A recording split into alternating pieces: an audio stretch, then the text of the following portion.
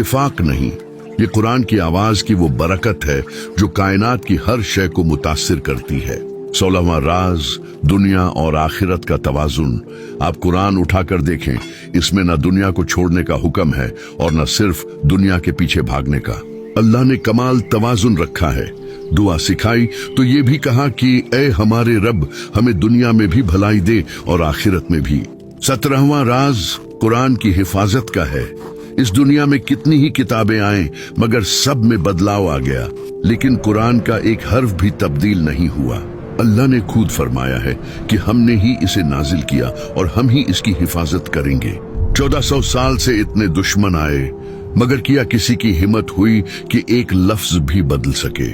18वां राज क़यामत की निशानियां हैं। कुरान में अल्लाह ने क़यामत और उसकी निशानियों का जो जिक्र किया वो आज के दौर में हम पूरा होते देख रहे हैं। वक्त का तेजी से गुजरना, इल्म का उठ जाना, ये सब इशारे हैं। किसी आम इंसान को मुस्तकबिल का कुछ नहीं पता था, मगर कुरान ने जो आज से सदियों पहले बयान कर दिया वो बिल्कुल सच साबित हो रहा है। 19वां राज हुरूफ मुकत्तिआत हैं, जैसे अलिफ लाम मीम। ये वो हुरूफ हैं जिनका असल मतलब सिवा अल्लाह और मोहम्मद सल्लल्लाहु अलैहि वसल्लम के किसी को पूरी तरह मालूम नहीं है। इसमें इंसानों के लिए एक बहुत बड़ा सबक है कि तुम जितनी मर्जी तरक्की कर लो, अल्लाह के इल्म के सामने तुम्हारी समझ बहुत महदूद है। ये अल्लाह के राज हैं जो उसने अपनी किताब में रखे हैं।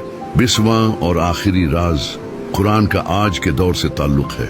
कुछ लोग कहते हैं कि ये पुराने वक्तों की बात है, मगर कुरान का मुजिजा ये है कि इसे आज का इंसान पढ़े तो उसे यूं लगता है जैसे ये बिल्कुल उसी के मसाइल का हल बता रहा है। ये किताब हर दौर, हर नस्ल और हर इंसान के लिए बिल्कुल नई है। ये मोजिजा नहीं तो और क्या है। ये हमारे दिलों को जिंदा रखती है और हमारी रूह को सुकून देती है। 21वां राज जमीन के सबसे निचले हिस्से का है।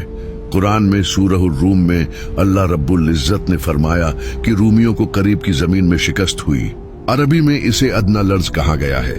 आज साइंस ने ये बात साबित कर दी कि जहां ये जंग हुई वो बहीरा-उल मुर्दार का इलाका है और वो दुनिया का सबसे निचला मुकाम है। 1400 साल कबल ये बात किसे मालूम हो सकती है। कुरान का ये इल्म अल्लाह की तरफ से सच्चा दलील है। 22वां राज जिल्द के अंदर दर्द महसूस करने वाले हिस्सी निजाम का है। सूरह निसा में अल्लाह ने फरमाया, जब इनकी खालें जल जाएंगी तो हम नई खालें बना देंगे ताकि वो अजाब सहते रहें। आज की जदीद मेडिकल साइंस बताती है कि इंसान को दर्द सिर्फ जिल्द में महसूस होता है। जिल्द जल जाए तो दर्द का एहसास मिट जाता है। ये इल्म सिर्फ खालिक की कायनात के पास ही हो सकता है। 30वां राज समंदरों के अंदर की गहराई और तूफानों का है। सूरह नूर में अल्लाह ने इनकार करने वालों की मिसाल ऐसे दी जैसे गहरे समंदर का अंधेरा जिसे लहर के ऊपर लहर ने लपेट में लिया हो। पहले लोग मानते कि समंदर की लहरें सिर्फ ऊपर होती हैं, मगर आज माहिरीन ने साबित किया कि समंदर के अंदर गहराई में मजीद बड़ी लहरें चलती हैं। ये कुरान मजीद का ऐसा मोजिजा है जो अब जाकर इंसान की अक्ल में आया है। 24वां राज शहद बनाने वाले अमल का है। सूरह नहल में अल्लाह ने शहद बनाने का जिक्र मुअन्नस यानी मादा सीगे में किया है, नर का सीगा इस्तेमाल नहीं किया।